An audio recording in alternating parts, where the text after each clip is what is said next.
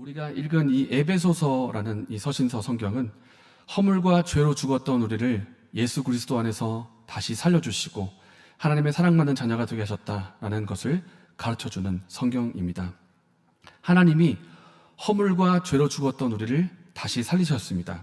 그리고 예수님 안에서 하나님의 사랑받는 자녀가 되게 하셨고, 건물이 연결되어 서로 지어져 가는 것처럼 우리도 함께 지어져 가는 교회요 성전이 되게 하셨습니다.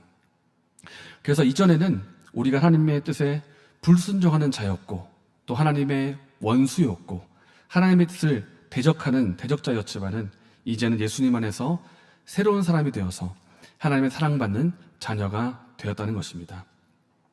이 놀라운 사랑 우리에게 하나님께서 베풀어 주셨는데, 이 사랑을 받는 우리에게 에베소서 말씀이 우리에게 명령하는 것이 있습니다. 그것은 이제는 믿지 않는 사람들처럼 살지 말라는 것입니다. 이전에 믿지 않는 사람들처럼 살지 말고 이제는 하나님의 백성답게, 하나님의 사랑받는 자녀답게 살라는 것입니다. 하나님의 자녀답게 사는 모습에는 해야 할 것이 있고 또 하지 말아야 할 것이 있는데, 3절 말씀을 보면 우리가 읽진 않았지만 하지 말아야 할 것이 무엇인가 나타나 있습니다. 바로 죄의 목록들인데, 3절에 음행과 온갖 더러운 것과 탐욕은 너희 중에서 그 이름조차도 부르지 말라. 누추함과 어리석은 말을 하지 말라.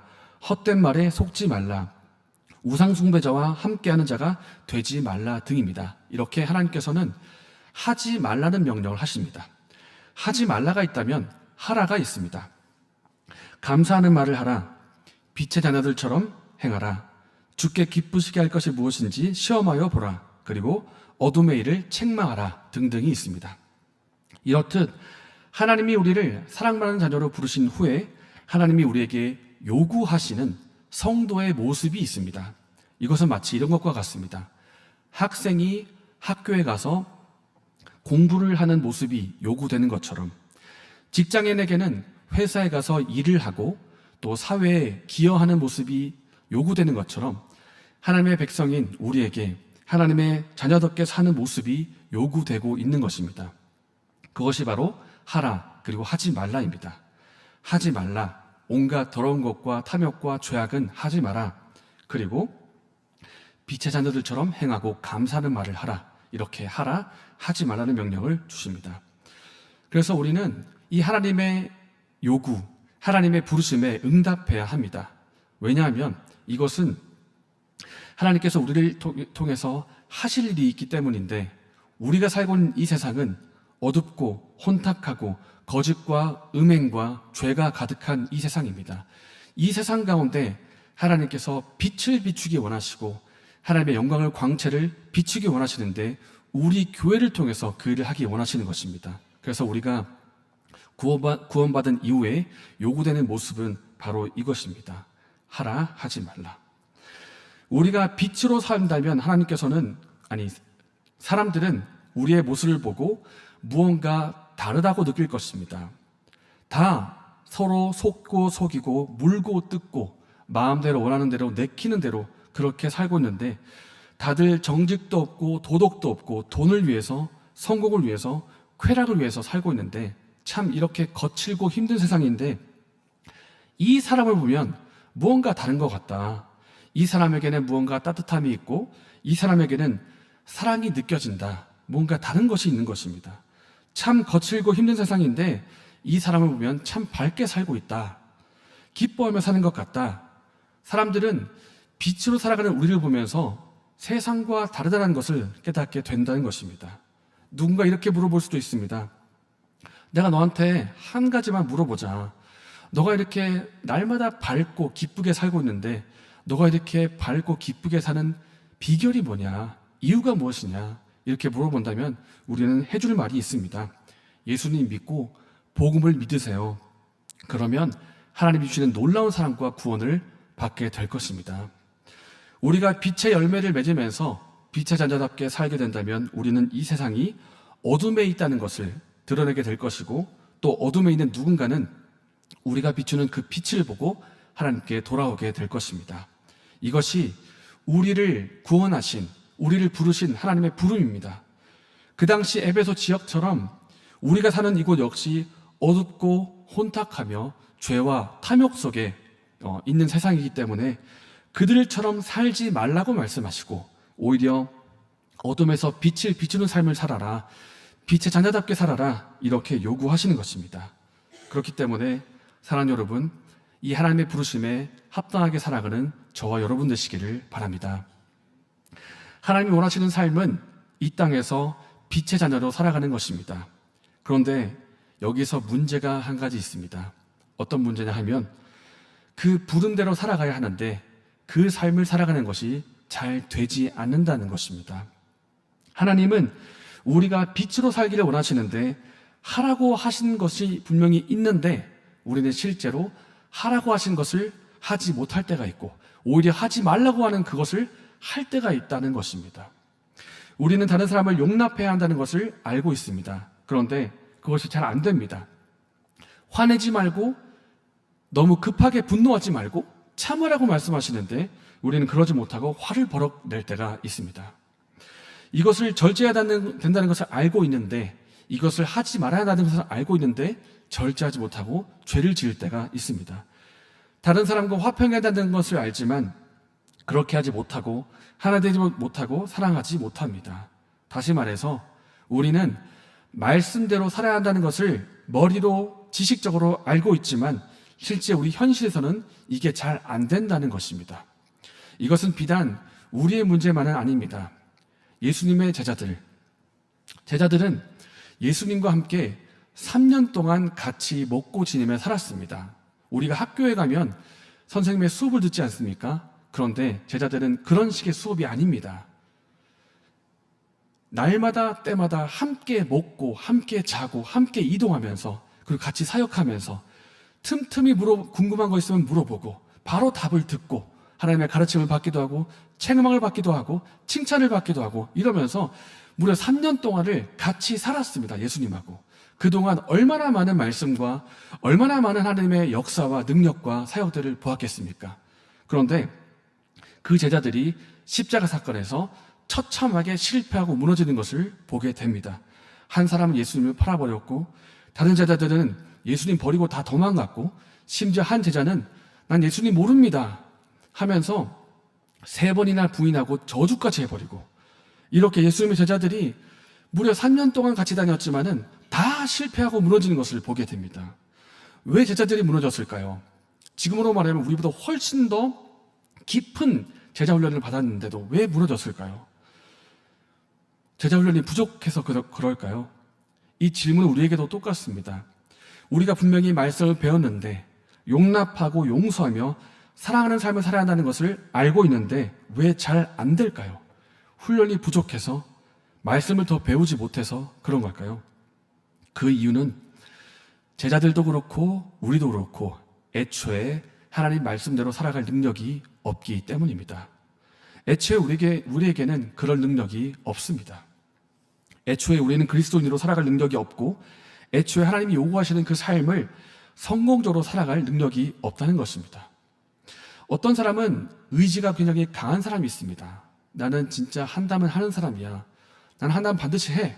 그러면서 그 사람 보면 진짜 어떤 일을 해냅니다. 굉장합니다. 그런데 결국 이 사람, 나는 자기 힘으로 그리스도인답게 살 수 있다고 호언장담하는 그 사람은 결국 실패하는 순간이 반드시 찾아올 것입니다. 마치 십자가 사건에서 무너진 베드로처럼 말입니다. 모두가 주를 버릴지라도 나는 결코 버리지 않겠나이다. 베드로는 절대로 예수님 버리지 않겠다고 얘기했고 그렇게 목숨까지도 바칠 수 있다. 그렇게 얘기를 했습니다. 그런데 그 당시에 베드로는 진짜로 죽을 각오를 했습니다. 왜냐하면 예수님이 잡히시고 신문 받으시는 그 장소까지 베드로는 따라갔기 때문입니다. 그러나 결국 어떻게 됐습니까? 예수님을 3번이나 부인하고 한 번은 저주까지 하면서 부인해 버립니다. 실패의 자리로 떨어지고 말았습니다. 왜냐하면 베드로가 대단한 결심을 했고 힘주어 말했지만은 실제로 그렇게 살만한 능력이 베드로에게는 없었기 때문입니다. 그래서 우리는 우리의 힘이 아니라 하나님으로부터 공급받는 힘이 필요합니다. 하나님이 요구하시는 그리스도인의 삶의 모습이 있는데 그 삶을 살기 위해서는 우리의 힘이 아니라 하나님의 도우심, 하나님의 공급하는 힘이 필요합니다. 바로 성령으로 충만함을 받는 것입니다. 다 함께 오늘 본문 18절의 말씀을 읽겠습니다. 술 취하지 말라. 이는 방탕한 것이니 오직 성령으로 충만함을 받으라. 이것은 하지 말라. 이것은 하라. 이렇게 명령하신 하나님께서 또 한 번 우리에게 명령하신 내용이 있는데 그것은 우리에게 성령으로 충만함을 받으라 라는 것입니다. 이것은 명령입니다. 명령이자 약속이자 축복입니다. 조금 전 사복음서에서 보았던 제자들, 예수님 모른다고 배반하고 실패하고 모른 채하고 저주까지 하면서 모두 다 실패하고 말았습니다. 그런데 이 사복음서 이후에 그 바로 다음 나오는 사도행전을 넘어가면 제자들의 모습이 어떻게 됩니까? 우리가 언제 실패했냐는 듯이 정말 180도 달라진 제자들의 모습을 보게 됩니다. 두려워하고 도망치던 이들의 모습은 온데간데 없고 담대하고 능력 있고 서로 사랑을 베풀고 또 승리하는 제자들의 모습을 사도행전에서 볼 수 있습니다. 심지어 자신의 목숨을 좌지우지할 수 있는 권세자 앞에서, 왕들 앞에서 조금도 두려워하지 않고 담대하게 예수 그리스도의 복음을 선포하는 것을 보게 됩니다. 어떻게 제자들이 이렇게 바뀌었을까요? 그들이 함께 합숙하면서 모여가지고 극기 훈련, 담대함 키우기 훈련 이런 거 했을까요? 아닙니다. 그들에게 성령님이 찾아오셨기 때문입니다. 오순절에 그들에게 성령의 충만함을 받아서 성령께서 주시는 그 능력으로 살았기 때문입니다. 그래서 우리는 성령의 충만함을 받아야 합니다. 그렇다면 여러분에게 질문 드리겠습니다. 성령의 충만함이 무엇이겠습니까?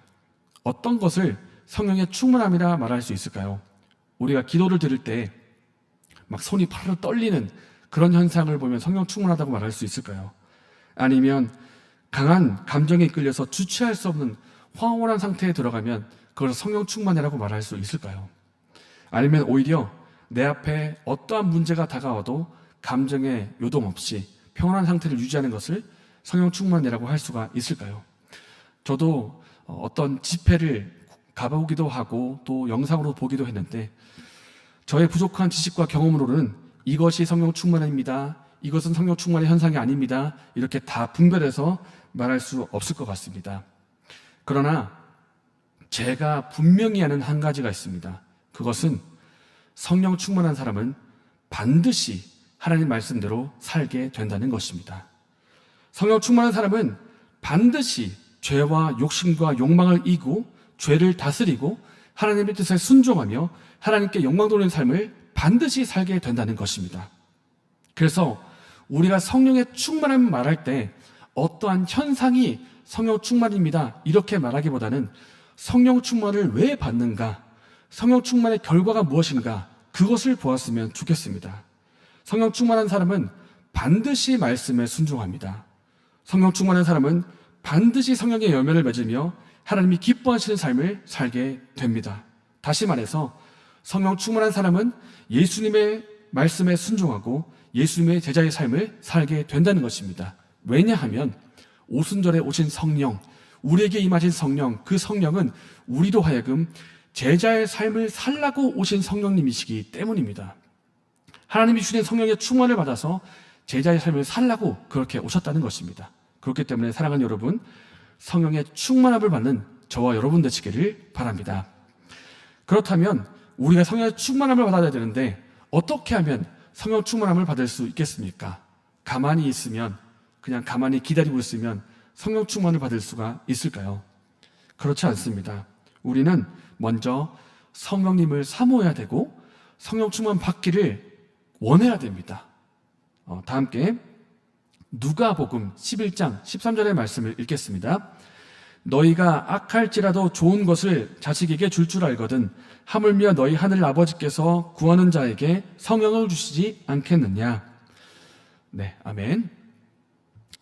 물을 마시기 원치 않는 말이 있다고 생각해 봅시다. 정말 물을 마시기 싫어하는 말이 있는데 그 말을 내가 억지로 고삐로 잡아 끌어가지고 시냇물가로 데리고 왔습니다. 정말 내가 할 수 있는 힘을 다해가지고 이 말의 머리까지 시냇물까지 다 끌고 왔습니다. 그렇다면 이 말이 시냇물을 마실까요? 안 마실 겁니다. 왜냐하면 이 말은 죽어도 물 안 먹겠다 이렇게 마음먹은 말이기 때문입니다. 우리도 그렇습니다. 성령께서 우리에게 은혜를 주기 원하시고 지혜와 명철을 주기 원하시고 이 땅을 살아갈 힘과 능력과 은혜를 주기 원하십니다. 그런데 우리가 원치 않으면 이 모든 것을 받을 수가 없습니다.